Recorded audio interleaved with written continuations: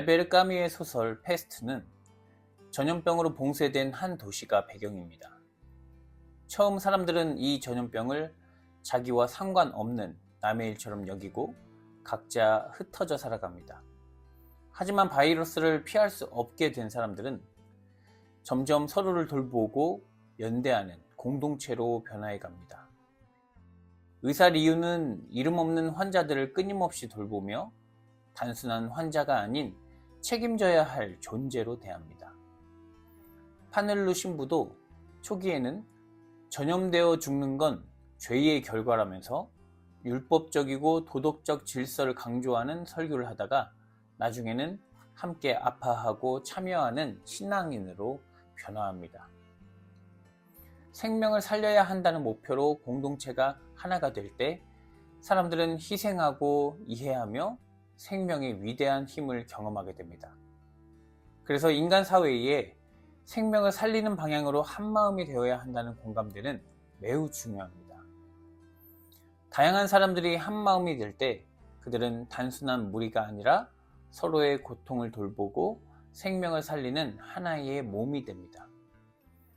오늘 본문에서 예수님도 사람들이 하나가 되기를 바라며 기도합니다. 어떤 사람들이 어떻게 무엇을 위해 하나가 되어야 한다고 말씀하시는지 살펴보겠습니다. 요한복음 17장은 예수님의 기도로 이루어져 있습니다.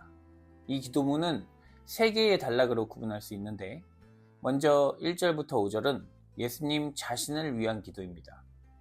예수님은 십자가를 잘 받아들여 하나님의 뜻이 이루어지고 하나님과 함께 영화롭게 되기를 바랍니다.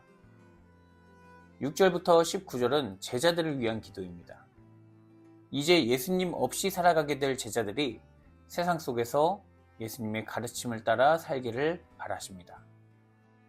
그리고 마지막으로 20절부터 26절에서 예수님은 모든 사람이 하나 되기를 바랍니다.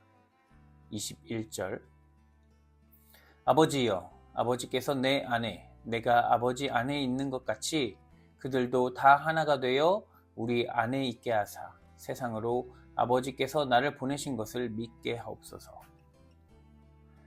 여기에서 그들은 제자들을 통해 신앙을 갖게 된 초대교인들은 물론 성경의 글과 이야기를 통해 믿게 된 우리까지 포함한 모든 성도를 뜻합니다. 예수님은 그들 모두 하나 되기를 바라시는데 어떻게 하나가 되어야 하느냐 하면 아버지께서 내 안에 내가 아버지 안에 있는 것 같이 입니다. 예수님은 이전에도 나와 아버지는 하나이다. 나를 본 자는 아버지를 본 것이다 라는 말씀을 하셨습니다. 예수님의 권위 있는 말씀, 병 고침, 죽은 자를 살리시는 행위 등을 통해 제자들은 예수님에게서 인간을 초월한 하나님의 계시를 볼 수 있었습니다. 예수님이 십자가에 죽으셨을 때 많은 이들이 절망하고 떠났지만 부활 사건은 그가 단순한 선지자나 인간이 아니라 참 하나님이심을 경험하는 놀라운 경험이었습니다. 그리고 오순절 성령 강림으로 제자들은 예수님 안에 하나님이 계셨음을 온전히 이해하게 됩니다. 예수님의 기도는 우리가 예수님 안에 하나님이 온전히 계심을 깨닫는다면 우리도 하나님과 하나가 될 수 있다는 뜻입니다. 예수님은 우리가 그 안에서 하나 되기를 원하십니다. 그것만이 우리가 하나님 안에서 생명을 얻는 유일한 길이기 때문입니다.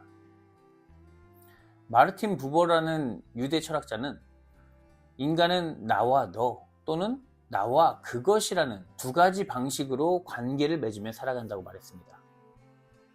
우리가 일상에서 사람이나 사물을 대할 때 그것을 수단이나 대상으로 여기면 그것은 나와 그것의 관계가 됩니다.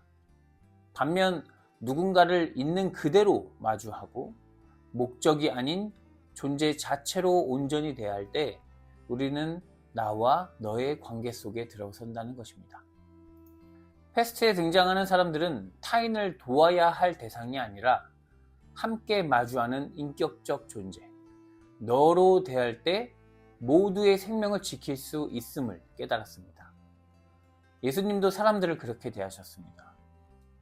단지 죄 많은 무리로서가 아니라 하나님의 사랑받는 자녀로 받아들이셨습니다. 그리고 지금도 예수 그리스도의 사랑을 통해서 우리는 하나님이 우리를 그분의 자녀로 받아들이고 계신다는 것을 깨달을 수 있습니다. 그러나 우리가 사는 세상은 점점 더 사람을 그것으로 대하고 있습니다. 능력, 학벌, 외모, 성과, 출신 등으로 사람을 판단하고 필요에 따라 가까이 하거나 버립니다. 타인을 나의 생존을 위한 자원이나 도구로 생각합니다. 이렇게 인간관계를 목적이 아닌 수단으로 여긴다면 그 인간관계는 단순히 그것이라는 도구가 되어 생명을 잃어버리게 됩니다. 최근에 있었던 대선 토론 중 일부 장면은 이를 적나라하게 보여줍니다. 이준석 후보는 상대의 입장이나 경험을 깊이 듣고 이해하려 하기보다 말실수나 약점을 잡아내 넘어뜨리기만 하면 된다는 식으로 사람을 대합니다.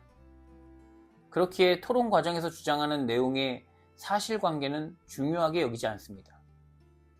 하지만 거짓과 왜곡으로 진리를 이길 수는 없습니다. 잠깐 이긴 것 같은 기분을 느낄 수는 있어도 그런 방식으로 사는 자는 늘 불안함 속에서 살 수밖에 없습니다.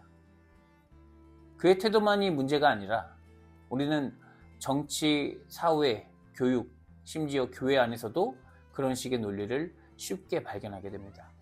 누구를 이기고 누구를 이용하고 누구를 배제할 것인가 하는 이 생존 게임처럼 진행되는 사회 속에서 오늘날 많은 사람은 타인을 존재로 보기보다 나에게 이익을 주는 도구 혹은 불이익을 주는 무엇으로 바라봅니다. 저 사람은 나에게 유익한가, 해가 되는가 그 기준으로 관계를 맺고 끊으며 살아갑니다. 하지만 예수님의 기도는 그런 생존 방식과 정면으로 충돌합니다. 아버지여, 그들도 다 하나가 되어 우리 안에 있게 하소서. 예수님은 경쟁하거나 도구화하는 관계로 살아가는 우리에게 서로를 하나님의 형상으로 바라보며 인격적으로 만나고 사랑하고 책임지는 사랑의 관계로 나아가기를 기도하셨습니다. 22절 내게 주신 영광을 내가 그들에게 주었사오니 이는 우리가 하나 된 것 같이 그들도 하나 되게 하려 함이니이다. 예수님께서 우리에게 주신 영광은 하나님과 온전히 연합된 삶, 하나님 안에서 살아가는 생명의 상태입니다. 하나님과 예수님이 하나이신 것처럼 우리도 하나가 되기를 원하십니다. 그 하나됨은 그냥 같은 생각을 하는 정도가 아닙니다. 그리스도 안에서 하나님이 주신 생명과 사랑으로 깊이 연결된 존재가 되는 것입니다. 그리고 25절에서는 이렇게 말씀하십니다. 의로우신 아버지여, 세상이 아버지를 알지 못하여도 나는 아버지를 알았사옵고 그들도 아버지께서 나를 보내신 줄 알았사옵나이다. 예수를 통해 하나님을 알게 되고 하나님이 의로우신 분임을 믿게 되는 것이 바로 성도들이 가져야 할 믿음의 중심입니다. 오늘날 우리는 너무 쉽게 서로를 분리하고 갈라놓고 판단하고 도구화하면서 살아갑니다. 성경은 사람들이 이렇게 사는 이유가 하나님을 알지 못하기 때문이라고 합니다.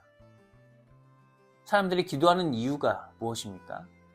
사람들에게 뒤처질까, 낮아질까, 두려움에 하는 기도입니다. 그래서 사람들은 세상이 나를 알아주길 기도합니다. 그러나 우리는 하나님 안에서, 예수님 안에서, 성령 안에서 세상이 하나님을 알기를 기도할 것입니다.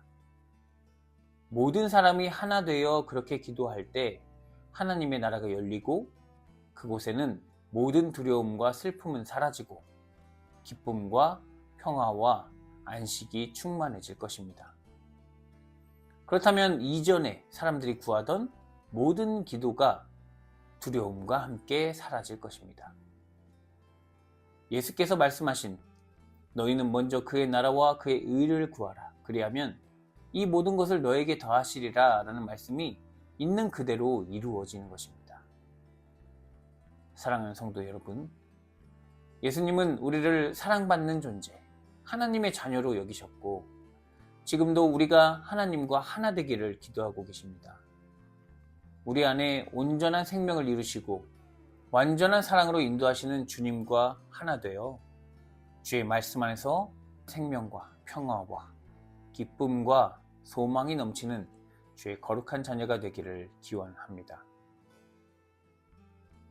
사랑의 하나님, 예수께서 우리 모두가 삼일체 하나님과 하나 되기를 간절히 기도하셨듯 우리가 그 날이 올 때까지 예수 그리스도를 간절히 바라며 따라가게 하시옵소서. 주님의 말씀 안에서 하나님의 사랑받는 자녀로 살아가게 하시며 생명을 도구로 사용하는 세상의 거짓된 방식을 거부하고 생명의 주인이신 주님의 지혜와 능력으로 승리하는 은혜를 누리게 하시옵소서. 예수 그리스도의 이름으로 기도드립니다. 아멘.